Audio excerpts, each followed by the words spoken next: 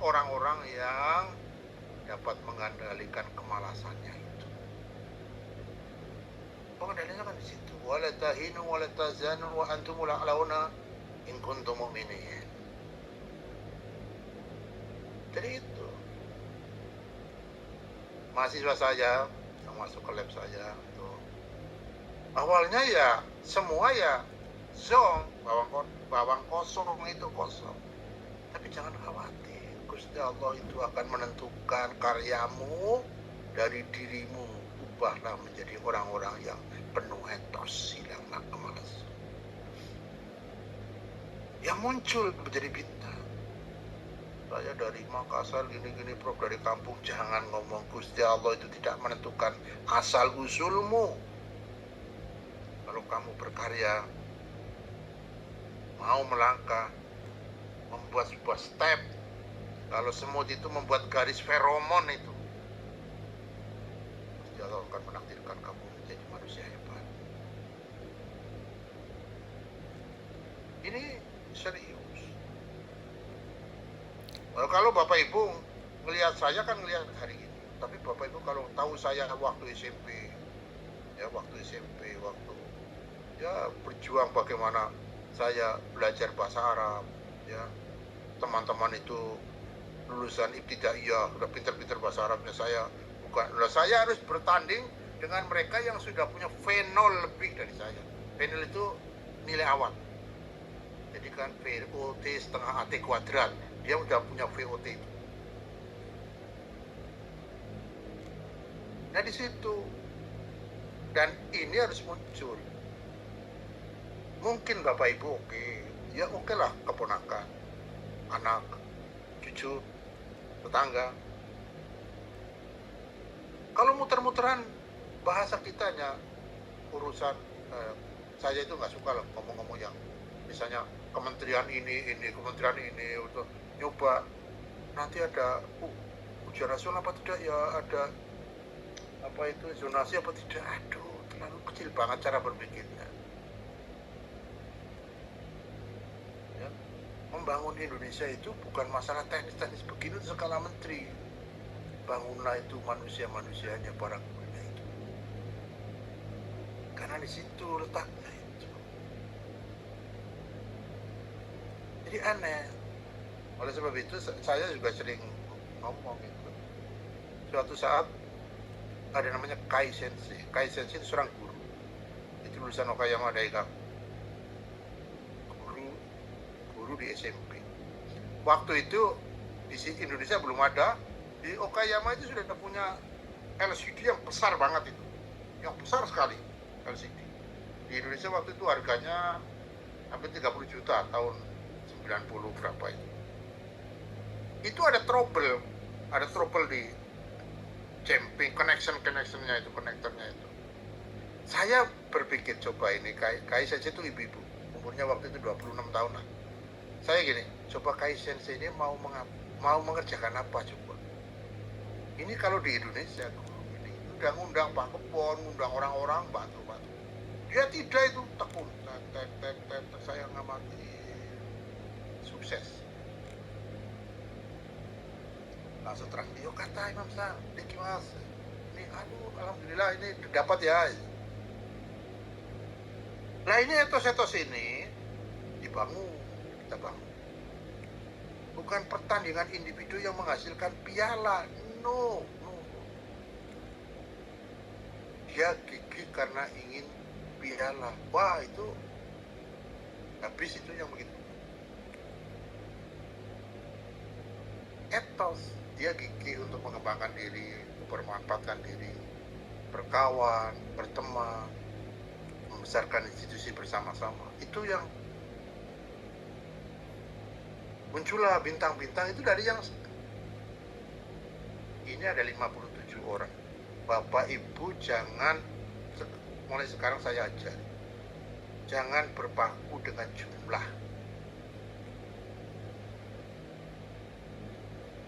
2 orang menjadi bintang untuk seperti saya, bagi saya ya, seperti bintang itu lebih spektakuler daripada 1 juta orang menjadi follower.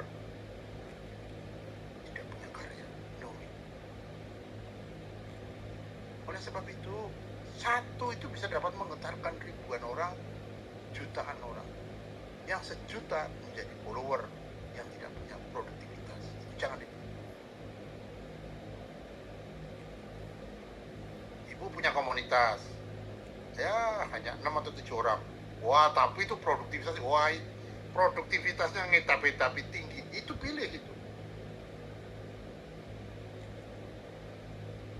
Kumpul di stadion ribuan orang, tidak punya produk. Itu menjadi loading itu, beban.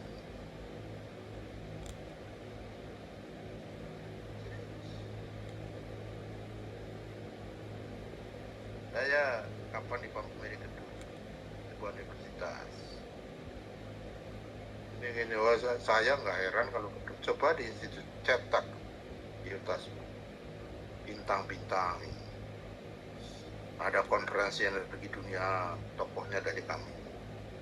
Ada pertemuan ahli mata optomologi, profesornya dari tempatmu. Tentang energi terbarukan, profesornya dari tempatmu. Coba itu akan menjadi mercusuar, spektakuler. Kata murid saya yang dari Malaysia, itulah titik kejayaan. Mau pamer gedung lantai 19, 23, harus berapapun, no meaning itu. Perang dunia di Jerman, itu. Nazi. Amerika itu tidak mengambil rongsokan barang punyanya Jerman itu. No. Amerika mengambil orangnya. Rusia yang mengambil rongsokan gedung-gedungnya, ambil semua. Ya akhirnya kecemerlangan dibawa ke Amerika itu. Ini semua, Bapak Ibu semua, umur berapapun, ya, jangan berpikir now I'm more than 60, than 50, than 40. No.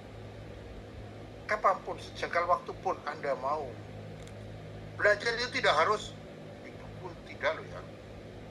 Bapak melihat hutan, melihat tumbuhan, melihat matahari terbit, melihat apa saja itu dapat diserap menjadi meningkatkan intelektualitas kita.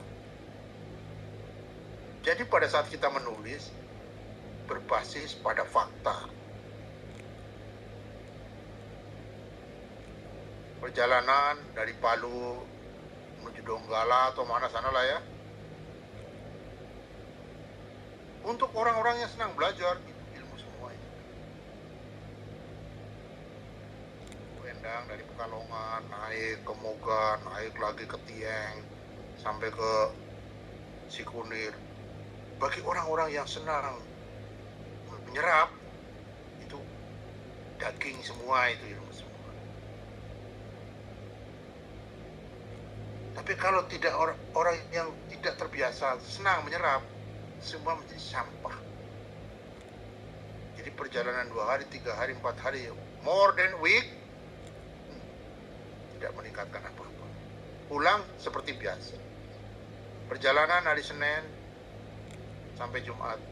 Hari Senin yang akan datang lagi, nol lagi.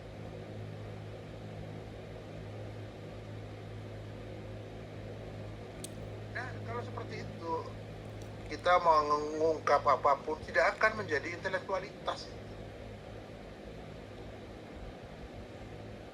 Padahal ini kesempatan emas. Semua akan punya manfaat. Akan punya sesuatu nilai yang dapat kita tularkan.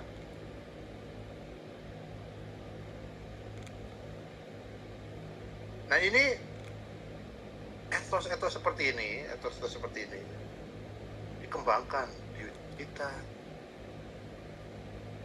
Jadi saya sudah 10 tahun, 20 tahun menjadi guru di situ, guru di sekolah Islam, baca Quran masih belepotan. Terus hidupmu ngapain? Kan memang tidak pernah ada etos itu. Baca Al-Baqarah satu baris, mata sudah sepet. Doa juga kikir, ngirit. Doa cuma Al-Fatihah. Ada doa lain sudah. Apa saja Al-Fatihah, apa saja Al-Fatihah. Pemalas benar ini orang. Banyak sekali doa, pokoknya doa-doa itu banyak sekali curahkan semoga Gusti Allah. Jangan di semua doa dalam bentuk summary. Al-Fatihah. Setelah sholat juga Al-Fatihah. Malas benar, banyak sekali doa. Nah, etos itu semangat untuk kita mengkaji sesuatu itu dimulai dari yang kecil-kecil.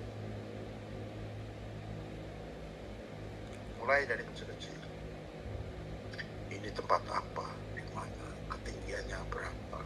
Musim apa sekarang? Ini pohon apa? Ini sungai apa? Mengapa keruh? Wa tilkal amsalu nadribuha linnasi la'allahum yatafakkarun. Semua itu menggerakkan kita, orang-orang yang harus berpikir.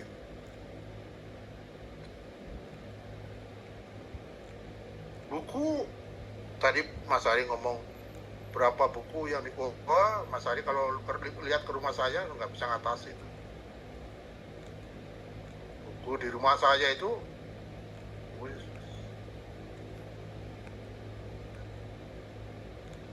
ribuan mungkin ya, ribuan. Saya diberi oleh-oleh Mbak Nur dari Amerika, dari Colorado waktu itu. Seminggu saya selesaikan. Jadi kalau Bapak Ibu melihat tulisan-tulisan saya itu tulisan-tulisan dari buku-buku itu yang sudah nempel di otak itu. Saya hanya keluarkan aja.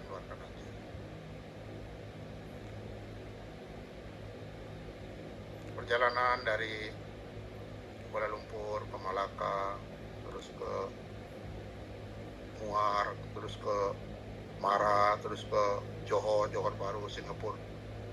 Semua saya pelajari setiap titik-titik itu. Ini apa.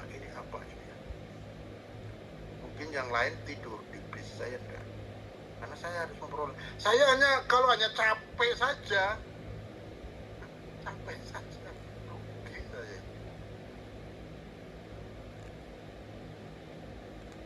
Perjalanan dari Tegal ke Jatinegara, dari Jatinegara ke Randu Dongkal, dari Randu Dongkal ke Belik langsung naik, turun lagi ke Karangreja ke Bobosari ke Padamara ke Duku Walu masuk ke Purwokerto. Apal di sini saya, karena di perjalanan itu saya membaca alam itu,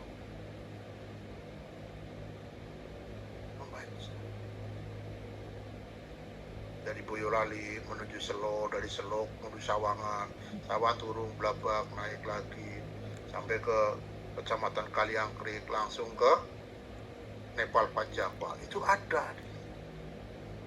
Ini apa. Mungkin orang lain tidur aja. Kalau tidur ya mending di rumah.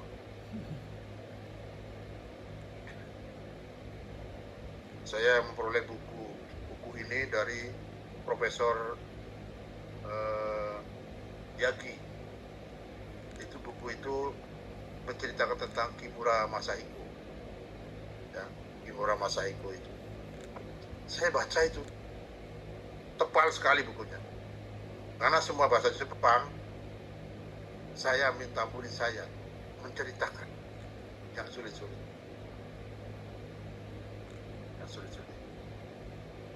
Apa? Untuk memperkaya saya.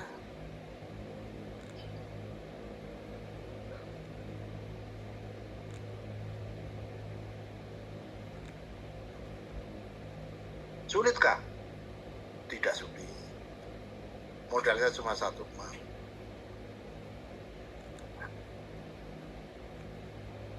Perjalanan dari Bobosari menuju Bokateja, Gandulekor, dari Gandulekor ke Glempang, Banaran, Pedilang, Sempor, Bombong, terus itu semua saya belajar di situ.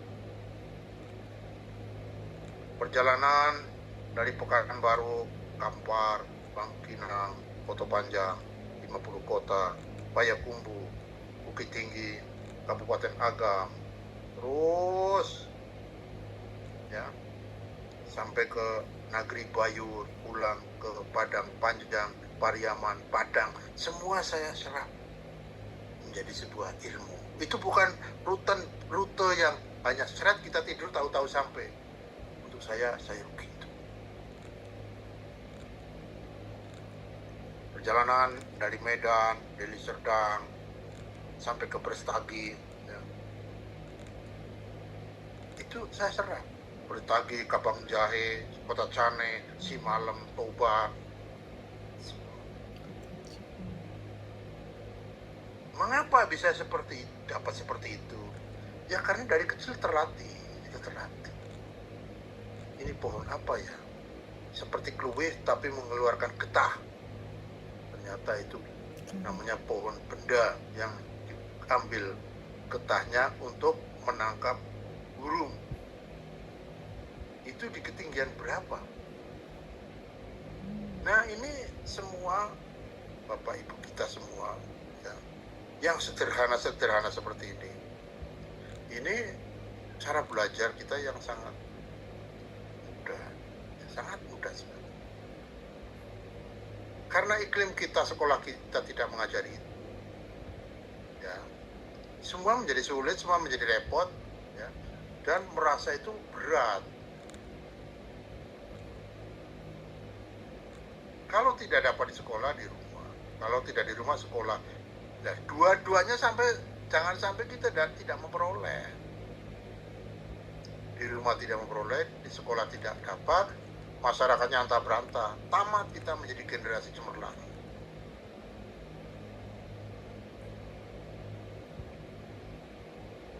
Jadi hal-hal begini itu belum menjadi habitat, belum menjadi atmosfer. Di sekolah ya pikirannya berdiri soal, jawab soal, ya, pilih A atau B atau C. Kehidupan hanya itu bukan pendidikan itu. Tidak menyentuh manusia itu.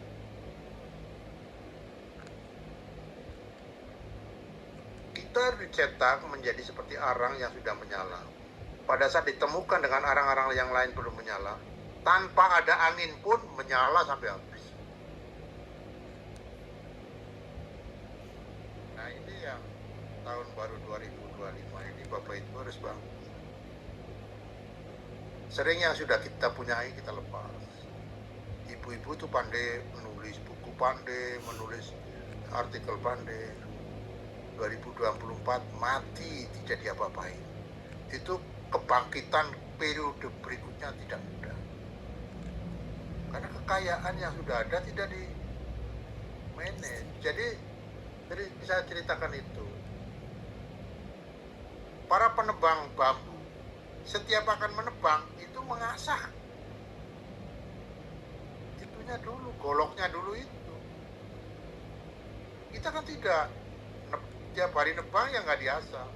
Nebang pertama tumbang 50 pohon, nebang minggu depan 40 pohon, minggu depan 30 pohon. Di terakhir itu paling sehari hanya dapat 2-3 pohon karena sudah tidak mempan. Saya membaca tulisan Bapak Ibu yang dulu tulisannya pintar-pintar, hebat-hebat. Kemarin saya baca, saya diberikan. Sudah kembali lagi ke zaman jahiliyah pada saat dia belum dapat menulis dengan baik. Mengapa? Karena sesuatu yang kita miliki harus dirawat, harus dimanajemen. Ini bekal yang mudah dinalar, tidak mudah dilaksanakan. Jadi tulisannya ngalur itu, lepotan dan lain-lain. Padahal dia pernah menjadi orang hebat. Sulitkah untuk merecovery sekarang? Kalau merecovery kepengennya seperti zaman jaya-jayanya dia tidak mudah. Sekarang harus merangkap lagi walaupun tidak dari angka 1. Dulu sampai angka 9 misalnya ya, jatuh tidak ngapa-ngapain. Sekarang ingin nulis lagi misalnya, seperti angka 9, impossible. Ya mati jatuh, mulai mungkin ya dari angka 5, 6 lagi. Nanti beberapa bulan sudah steady state lagi. Yang terakhir, kita banyak waktu hilang untuk hal-hal yang tidak penting. Waktunya hilang. Jadi aktivitas yang tidak punya produktivitas, tidak punya outcome, kata kalau dalam bahasa manajemen outcome, tidak punya efek dampak, itu kita sampai menghasilkan berjam-jam. Tapi untuk hal-hal yang punya efek, kita rasa-rasa hanya beberapa menit saja. Dan itu dilakukan berhari-hari, terus tambah tenggelam. Jadi kalau kita sebetulnya sering saya ceritakan ke misalnya sebuah institusi, sebetulnya siapa sih yang menenggelamkan institusi ini? Ya kita semua.